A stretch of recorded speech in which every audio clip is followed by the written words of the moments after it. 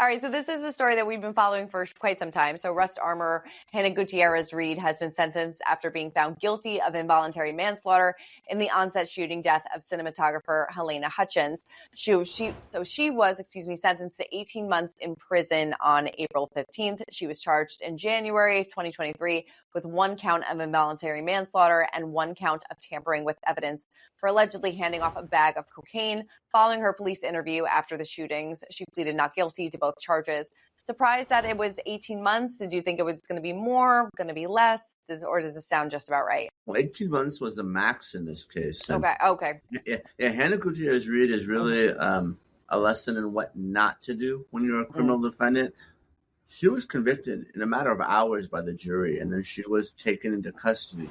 And a lot of folks don't know this, but when you're in custody, your phone calls are recorded. So Hannah was caught on tape saying that the jurors were idiots, that they were expletive. I don't know if we can say this, but a-holes. She said the judge was paid off. So that's something that the judge didn't look too favorably upon. Yeah. And, someone that hadn't accepted any responsibility for her role in causing someone's death. That's what manslaughter is. I mean, she was getting high and using drugs on set. At least that's what the allegations were. And even when she was convicted, she wasn't really remorseful. I think it was really too little too late, and that's why she got slammed at sentencing.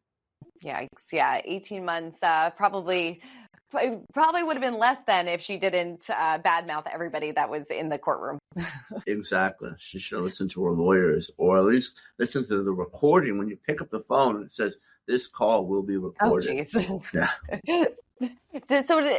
So how does this influence Alec Baldwin's case, if it does at all?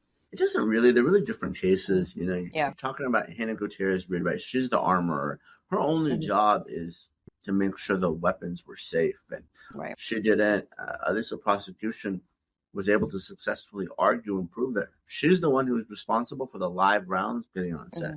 Obviously, Baldwin is an actor. He's not an armorer. Now, he may have some liability for potentially pulling the trigger. He denied pulling the trigger in his interview with ABC's George Stephanopoulos, and I think the prosecution is going to be able to successfully argue that the FBI ballistics report shows that he did indeed pull the trigger. But really different case, different individuals, and their roles in the production, everything were completely different. So I think Baldwin has a chance of beating these charges, even though Hannah did not.